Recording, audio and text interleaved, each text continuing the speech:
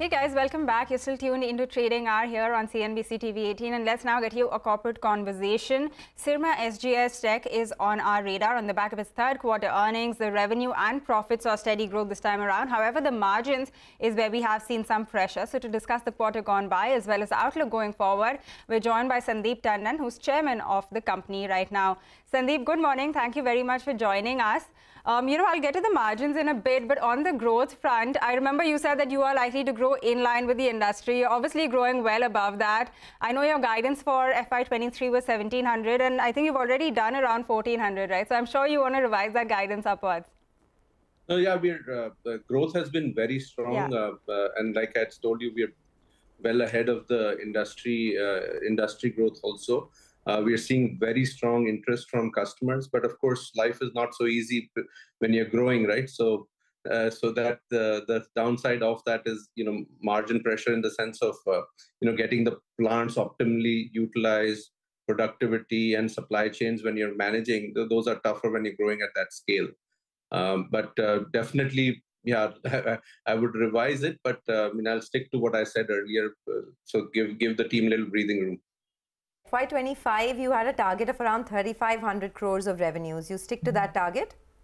Yes, we do. Okay, and what do you think would lead to that? I mean, what is the kind of growth that you're looking at across segments? Of course, in your auto segment, you've done very well. It's a 70% growth this time. But auto, consumer, healthcare, where do you see the big triggers coming from in the quarters to come?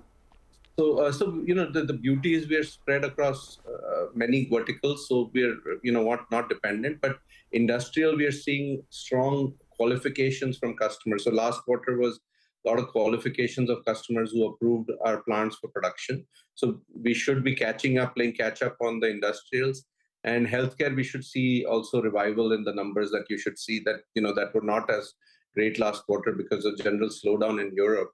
But that we believe should start picking up from Q1 next year. Those are the main that I'm seeing a lot of growth. Of course, consumer continues to be strong. What we classify as consumer, we have telecom equipment also in that category of consumer, where it's customer premise equipment that we're manufacturing. Sandeep, you did say at the beginning that this growth seems to have come at the expense of margins. You had an aspiration to hit double-digit growth, right? Double-digit margins. So we are sticking to double-digit margin. If I told you, always said, whenever somebody else's margin is my opportunity. So we have to win customers, right? Win customers and at the same time scale customers. So when you're scaling, you can't get the same kind of margin that you're expecting. But I've always said we will be double-digit EBITDA margins, which we continue to plow through. But of course, when you're growing, you have to productivity, scrap, yield, those things that are created when you're growing that fast. But we will continue to, hit our numbers. So FY24, we could see double-digit margins? Yeah. We will endeavor to double-digit all the time. Endeavor. And what about your order book? In Q2 or September end, it was 17,000 crore plus. What would the comparable number stand at? So right now, our 12-month forward is confirmed order book is 2,100 plus.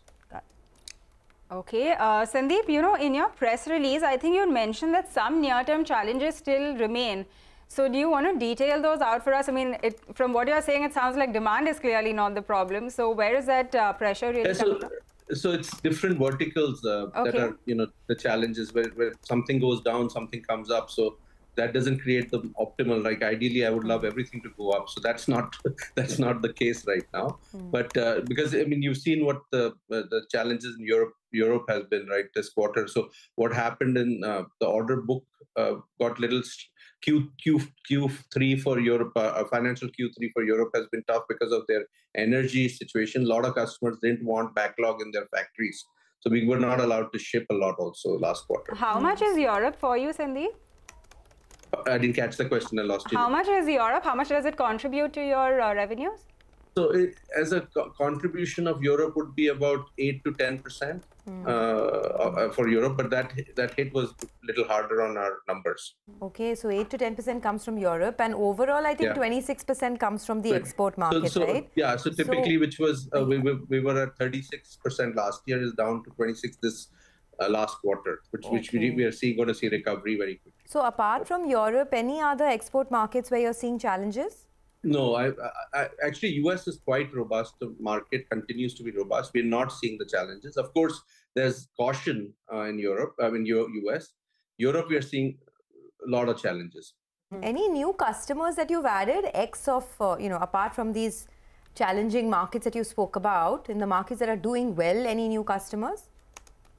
Yeah, so we've added 3 new customers. I can't disclose the name, but in the industrial segment, we've added new customers in the last 3 months. What in our case, customer added means revenue audited, and then revenues only start 8 to 9 months later. So that's the challenge that you face, and it's like approval of the plant, approval of the NPI of the new product, and then start shipments. So these 3 new customers that you've added, you're saying that the revenues will flow through about 8-9 months later. So are you looking at it in FY24 itself? Yeah, towards the end of FY24. And can you share what the approximate order quantum would be? No, I've given you full overall guidance of the numbers that we have on our order book, which will be within that, and hopefully we'll beat that number. Sandeep, we leave it at that. Thank you very much for joining in. That's Syrma SGS maintaining their FY23 guidance, 1,700 crore plus on the top line. They're